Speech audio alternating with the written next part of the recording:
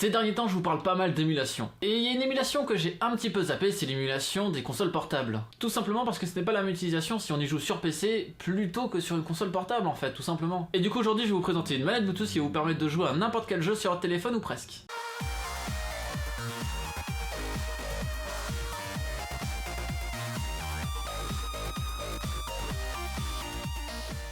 Salut à tous, c'est Léo de la chaîne TechMaker. Aujourd'hui on se retrouve pour un test de la GameSir G3S. Ces derniers m'ont envoyé la manette et je la trouve plutôt intéressante. Pour ce qu'on a dans la boîte, on a tout d'abord la manette bien évidemment, mais aussi un câble micro USB vers micro USB et un câble micro USB vers USB. Ce qui va nous permettre, si nous avons un dispositif ne possédant pas le Bluetooth, de pouvoir tout de même se brancher à la manette avec la connectique. Et l'accessoire le plus intéressant là-dedans, c'est le support téléphone. Parlons tout d'abord de la manette. La manette est assez sobre, on se retrouve avec un design de PS4, mais j'y reviendrai un peu plus vers la fin. Les boutons sont assez agréables, de bonne facture, et les deux joysticks ainsi que les boutons A, B, X et Y sont rétroéclairés. La manette possède aussi 4 LED pour nous prévenir si la manette est appairée à un Android, à un iPhone, à un PC ou bien à une PS3. Parce que cette manette peut se brancher à pas mal de choses en fait. Et du coup, c'est qu'elle peut répondre à beaucoup de critères différents. Au niveau de la mise en place, sur un ordinateur, c'est très simple, il suffit juste de la lier en Bluetooth ou de la connecter avec le fil et hop, elle est détectée. Mais là où c'est plus intéressant, c'est vraiment pour un téléphone.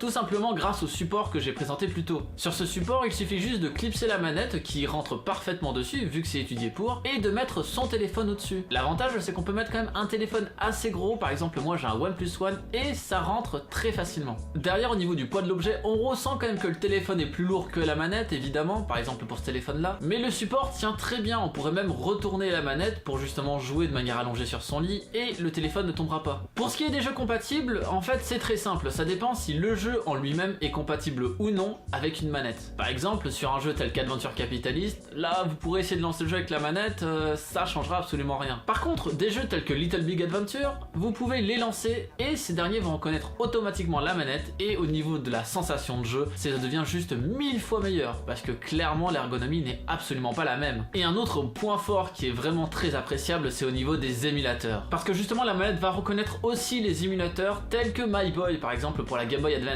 Du coup il suffit juste de lancer l'émulateur et de charger le jeu et il n'y a pas besoin de faire le setup de la manette car tout est déjà mis en place. Et du coup on gagne un temps phénoménal. Et du coup vous pouvez vous poser dans votre lit et jouer comme avec une Game Boy Advance SP à l'époque mais avec un écran bien plus grand. Et c'est assez agréable clairement. Au niveau de la batterie, elle tient environ 18 heures. Il n'y a pas malheureusement de LED pour vous dire le niveau de batterie actuel mais sur les 3-4 heures que j'ai pu la tester, elle ne m'a pas fait faux bon donc je pense qu'il doit être correct. Et au niveau de la recharge, ça se recharge comme un téléphone donc avec un câble micro USB. Après ce que je peux peut-être ne pas aimer sur la manette et ce que j'ai dit plus tôt, c'est l'ergonomie de cette dernière. En effet, on se retrouve avec une ergonomie de manette PS4 et si on n'aime pas ça, bah malheureusement l'ergonomie de cette manette va aussi poser problème. Par contre, pour l'émulation, c'est quelque chose de très bien parce que justement à l'époque, il n'y avait pas de joystick. Et du coup, je trouve qu'effectivement, dans ce genre de cas, c'est agréable. C'est pour ça que cette manette, je la conseille pour un smartphone ou bien pour une utilisation multiple sur plusieurs dispositifs. Parce que pour son prix qui est de 35 €, on se retrouve à pouvoir supporter quand même pas mal de supports. Par contre, si c'est pour jouer que sur PC, bah malheureusement je préfère quand même mon ergonomie de manette Xbox. Par contre, j'ai vu que la G4S répondait un peu plus à cette ergonomie, mais là le prix n'est plus du tout le même, donc